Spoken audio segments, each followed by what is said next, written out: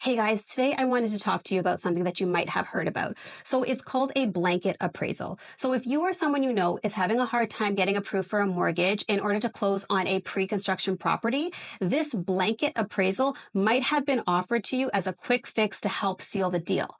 There's actually one major bank and some developers that are encouraging the use of this option right now, saying that it's going to help buyers get out of a really tough situation. But the question is it actually in the buyer's best interest? And that's exactly what I'm going to talk about in this video today. I'm going to explain what a blanket appraisal is, why this particular bank and some developers are pushing for them right now, and most importantly, what it all really means for you. Hi there and welcome. I'm Sonia Ramgobin, realtor with RE/MAX, servicing the Durham region and the GTA. And as always, my hope is that these videos keep you informed and help you navigate the real estate market with confidence. So if you've been keeping up with my recent videos, you're going to notice that I've been talking a lot about the pre-construction dilemma that we're seeing right now. And I talk about from both the builder's and the buyer's perspective. And today's topic about blanket appraisal is just another layer to all of this that I think is a situation that is really important for everyone to understand.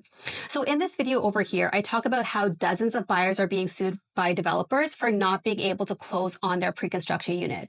Now, in an attempt to fix this whole messy situation, the article that I'm talking about today explains how some developers, along with one of the major banks, which is RBC, are offering buyers something called a blanket appraisal. Now, blanket appraisals aren't something new. They've been around for a really long time, and they're usually used for pre-construction deals. But right now, we're hearing a lot more about them just because of the amount of buyers that are struggling to close.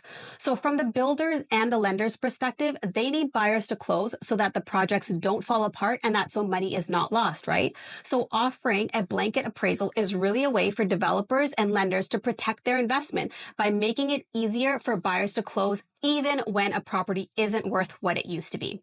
So now that you have some background information, I want to get into exactly what a blanket appraisal is. So basically it means that the bank agrees to use the original price you paid for your pre-construction unit. So that value from the time when you first bought it, instead of checking what the property is worth now at closing. So to make things more clear, I'm going to give you an example. So let's say you bought a pre-construction condo unit during the peak of the market at $1 million. Now, 3 years later, it's finally ready and it's time to close, but the market has dipped and that same condo unit is now only worth $800,000 today. So in order to finalize your mortgage, normally what would happen is that the bank would do a new appraisal on your unit based on its current value, today's value. And if that appraisal comes in low, you would have to make up the difference out of pocket. So in this case, it would be $200,000. Now, if you couldn't come up with that $200,000 difference, you could either lose your deposit or even be sued by the builder for not closing, exactly what I mentioned in that previous video. But with a blanket appraisal, the bank skips this new appraisal that it's supposed to get done at closing. And instead, they pretend that the unit is still worth $1 million, just like it was back when you bought it. That means you can still qualify for the full mortgage without needing to cover that $200,000 shortfall yourself. Now, many of you might be thinking this might sound like a good deal for buyers, right? Especially if you're already really feeling stretched financially. With this blanket appraisal, you get to close the deal, no extra cash up front, and no stress, right? But here's the catch. You're now taking on a mortgage that is more than what that home is actually worth today. So that means that you're starting with zero equity on that home. In other words, you owe more than what your home is worth from day one, from the start. Now, some buyers might say, well, I'm okay with this. At least I was able to get a mortgage and close on my condo. Plus, you know what? I'm not planning on selling it right away. So hopefully in time, my condo unit goes up in value. So it'll all even out. And to add to this, some buyers in this situation might also say, well, isn't it basically the same as someone who bought a resale property 3 years ago at peak price? And now the market has shifted and the home is currently worth less. So they too can just wait till the market recovers because they wouldn't lose until they sell right now, right? So these are two valid points. If you're planning to stay long term and you can comfortably carry out the mortgage, it might actually work out for you. But here's the key difference. In the second scenario, that buyer already owns and lives in their home prior to the market shift. On the other hand, in the first scenario, the buyer is now trying to get in the door and they're doing it with a bigger loan than their property is worth right from the start. So if anything unexpected were to happen, like say they need to sell early or they need to refinance or the market drops even more, they're in a much riskier position. And that's why blanket appraisals, while helpful on the surface, can potentially put buyers in a really vulnerable spot financially. So overall, I get it. I understand that buyers are caught in this situation where they feel stuck.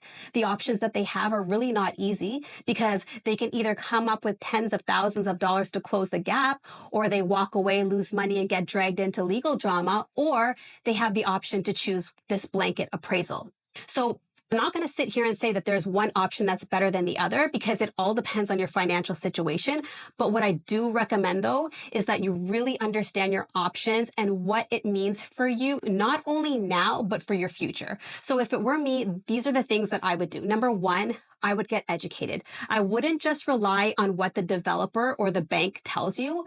I would recommend talking to an independent mortgage broker or an appraiser to really help you understand all aspects and how they are going to affect you. Number two, I would run the numbers. This way you can determine if you can really afford to carry a mortgage that's bigger than your home's value. So if you don't know how to do this yourself, I consider getting help from a trusted mortgage broker or a financial advisor.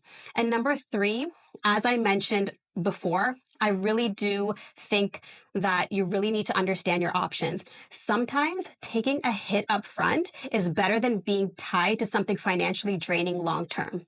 So I know that this whole situation can feel overwhelming because it's complicated and there's a lot at stake. But I hope this video helped give you a better understanding, whether you're going through it yourself or you know someone else who is. At the end of the day, the most important thing is to get all the information you need so that you can make a decision that's right for you. Because let's be real here. Everyone is trying to protect their own interests, right? So you got to protect yours. As always, feel free to reach out if you have any question or comments. And if you found this video helpful, feel free to give it a thumbs up and maybe consider subscribing. Thank you so much for watching, and I'll see you in the next video.